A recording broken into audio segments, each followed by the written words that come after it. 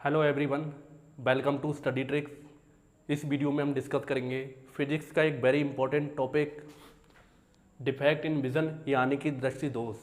Friends, आप कोई भी कम्पिटिटिव एग्जाम देने वाले हों तो इस टॉपिक को जरूर करके जाइएगा। हो सकता है आपको इससे क्वेश्चन देखने को मिले।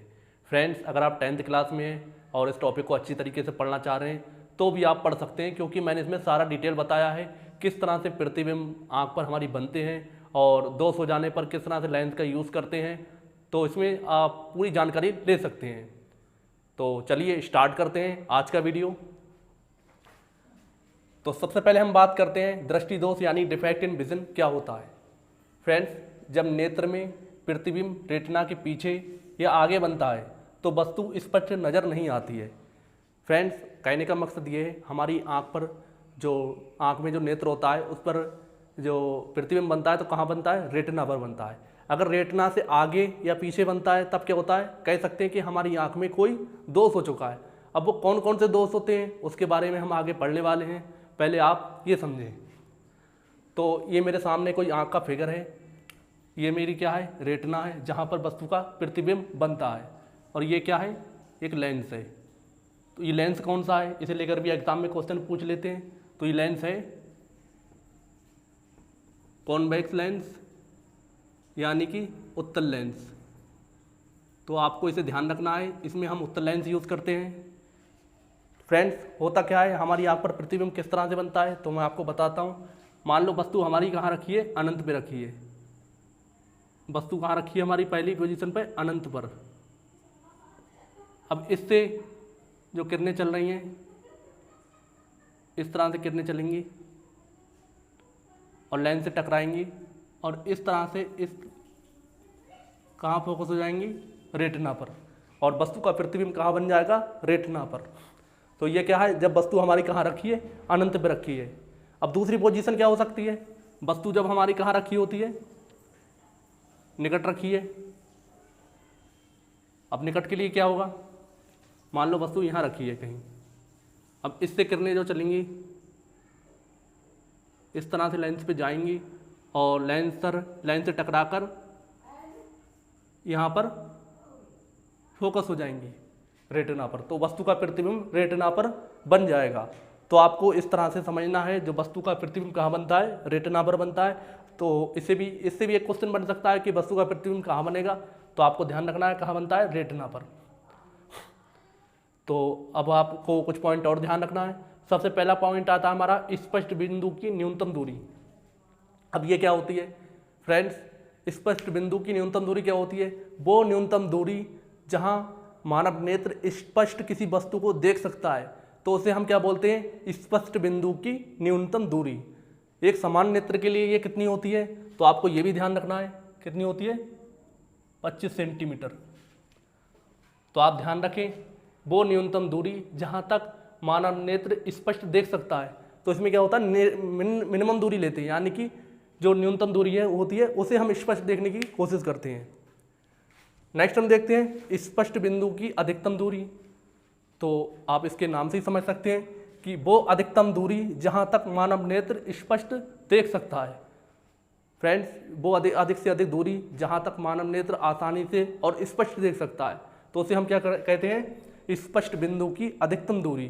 तो ये समान नेत्र के लिए कितनी होती है? तो समान नेत्र के लिए होती है अनंत।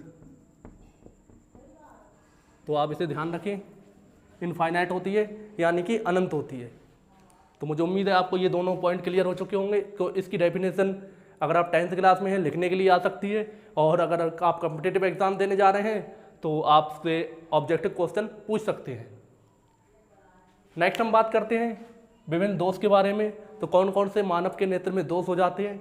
तो सबसे पहला आता है मायोपिया, यानी कि इसे हम हिंदी में बोलते हैं निकट दृष्टि दोष। तो इसमें क्या होता है? निकट की वस्तु तो स्पष्ट दिखाई देती है किंतु दूर की वस्तुएं स्पष्ट दिखाई नहीं देती है। फ्रेंड्स, जो हमारा निकट दृष्टि दोष होता है तो इसमें हमें निकट की वस्तुएं तो सही नजर आती हैं, लेकिन दूर की वस्तुएं सही नहीं, आसानी से नहीं देख सकते। तो इसका फिगर मैं आपको बना के दिखा देता हूँ।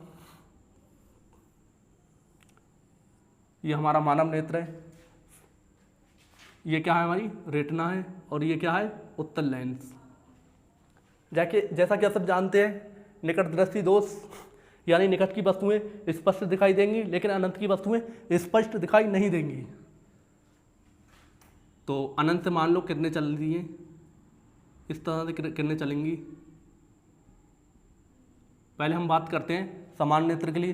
तो समान नेत्र के लिए क्या होंगे, रेटिना पर फोकस हो जाती हैं। लेकिन जब ये दोष होगा, निकट दृष्टि दोष, तब क्या होगा, तब रेटिना से पहले फोकस हो जाएंगी। तो आप देख सकते हैं, यानी कि रेटिना के आगे क्या हो जाएंगी, फोकस हो जाएंगी। तो इसे लेकर भी एग्जाम में क्वेश्चन पूछ लेते हैं कि निकट दृष्टि दोष में जो वस्तु का प्रतिबिंब कहाँ बनता है, तो आपको ध्यान रखना है रेटिना के आगे बनता है। अब इसके कारण क्या होते हैं, तो इसके कारण आप इस फिगर को देख के आसानी से बता सकते हैं। तो सबसे पहला पॉइंट है हमारा लेंस की गोलाई का बढ़ जाना। यानी कि फ्रेंड्स, ये लेंस है हमारा, इसकी जब मोटाई बढ़ जाएगी तब क्या होगा, लेंस की गोलाई का बढ़ जाना, जिससे हमारी वस्तु का प्रतिबिंब बनेगा रेटिना से पहले फोकस हो जाएगा। पहला पॉइंट। नेक्स्ट पॉइंट की बात करते हैं, लेंस की फोकस दूरी कम हो जाना।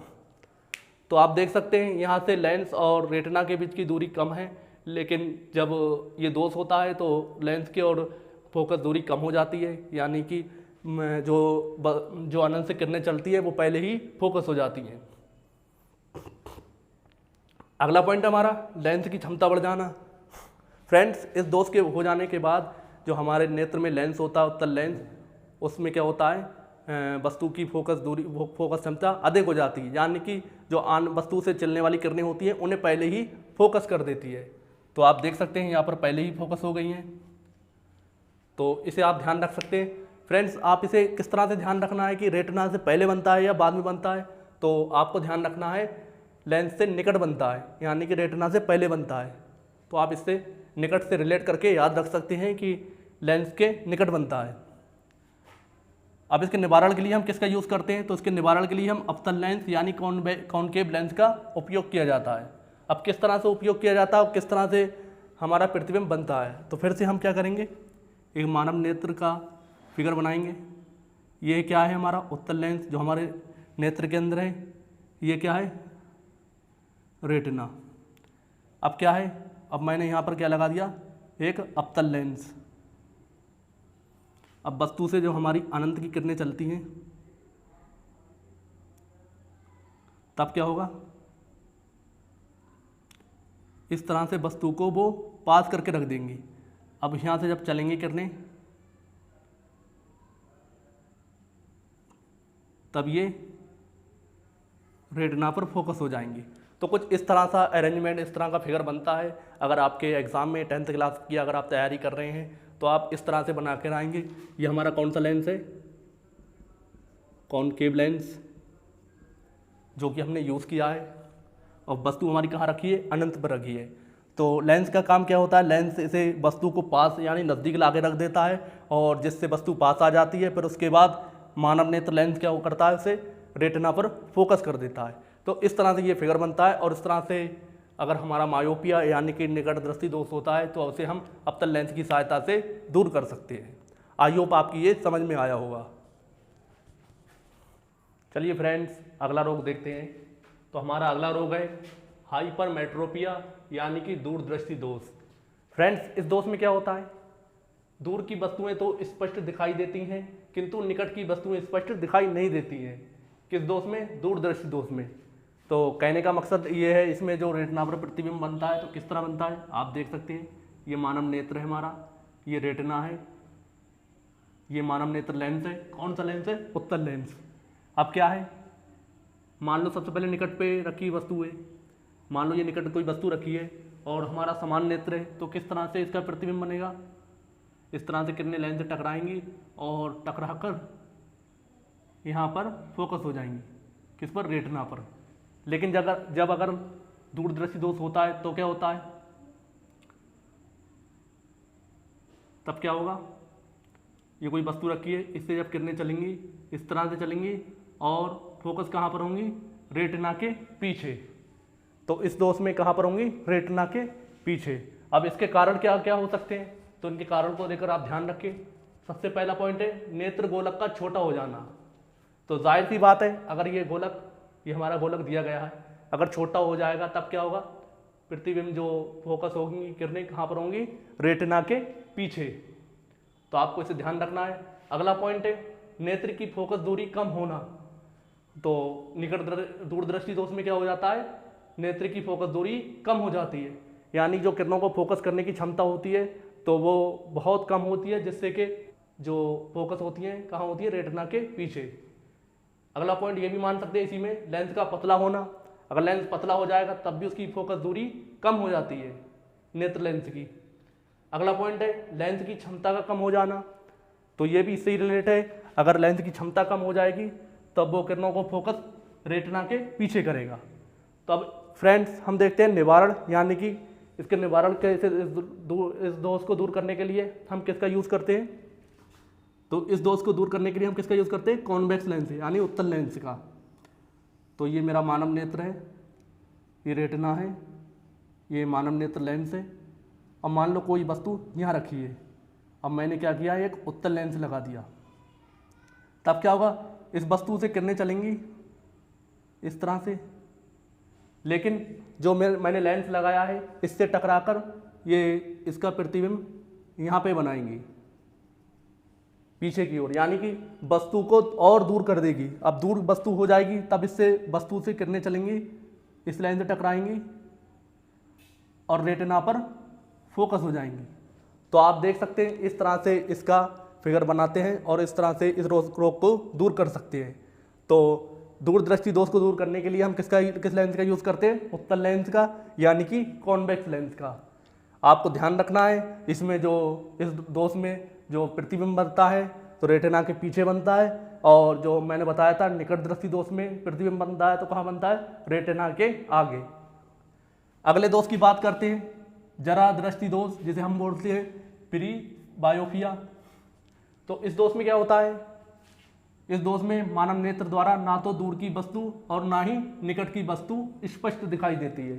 किस दोष में, जरा दृष्टि दोष में, यानी कि प्री बायोपिया में। तो आप इसे भी ध्यान रखें। अब इसका कारण क्या होता है, इसका कारण है नेत्र लेंस की प्रत्यास्थता समाप्त हो जाती है।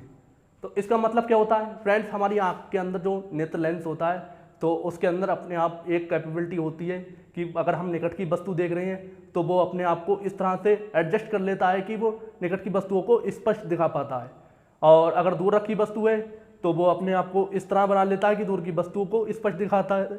तो इसी क्या कहते हैं, उसकी प्रत्यास्थता यानी कि सिकुड़ना होता है। नेत्र का लेंस जो होता है सिकुड़ता रहता है।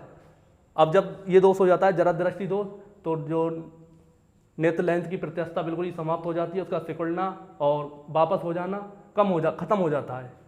अब इसके निवारण के लिए हम किसका यूज़ करते हैं, इस लेंस को, इस दोष को दूर करने के लिए बाईफोकल लेंस का प्रयोग करते हैं।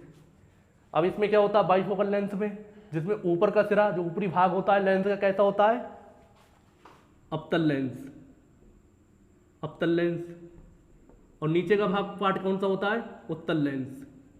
तो इसे लेकर भी एग्जाम में क्वेश्चन पूछ सकते हैं कि जो बाईफोकल लेंस होता है तो उसका ऊपरी भाग अवतल लेंस होता है, निचला भाग कौन सा होता है, उत्तल लेंस। अगला रोग है हमारा अबिंदुकता, यानी कि एस्टिग्मेटिज्म।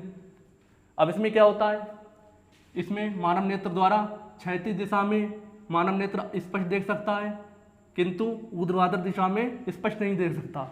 कहने का मकसद ये है, ये हमारे मानव नेत्र है कोई, तो इस दिशा में तो स्पष्ट देख सकता है, लेकिन अगर ऊपरी ओर देखने की कोशिश की जाए तो स्पष्ट दिखाई नहीं देता है।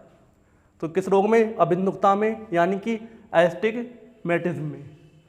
फ्रेंड्स, इस रोग को दूर करने के लिए हम किसका यूज़ करते हैं, बेलनाकार लेंस का प्रयोग किया जाता है। तो आपको इस पॉइंट को ध्यान रखना है, इस रोग के बारे में भी ध्यान रखें, इससे भी हो सकता है आपके एग्जाम में क्वेश्चन पूछ ले। फ्रेंड्स, ये थे जितने मानव नेत्र लेंस में यूज़ होते हैं दोष में, तो आपको ध्यान रखना है। तो इसके बारे में मैंने उम्मीद करता हूँ आपको सारे पॉइंट बता दिए होंगे। अब कोई भी क्वेश्चन आएगा इससे तो आपका छूटेगा नहीं। तो मुझे उम्मीद है आपको ये वीडियो पसंद आया होगा। अगर आप 10th क्लास के लिए इस वीडियो को देख रहे हैं फिर भी आप इससे हेल्प ले सकते हैं, क्योंकि 10th क्लास में इसके बारे में अच्छा खासा दिया गया है, लेकिन इस टॉपिक को मैंने अच्छे से बताया है। अगर आप 10th क्लास के लिए इसका यूज़ करते हैं तो काफ़ी आपको हेल्प मिलेगी। फ्रेंड्स, आई होप आपको वीडियो पसंद आया होगा। वीडियो अगर पसंद आया तो वीडियो को लाइक कर दें और ज़्यादा से ज़्यादा वीडियो को शेयर करना ना भूलें। तो मिलते हैं हम नेक्स्ट वीडियो में अपने नए टॉपिक के साथ। तब तक के लिए जय हिंद, जय भारत।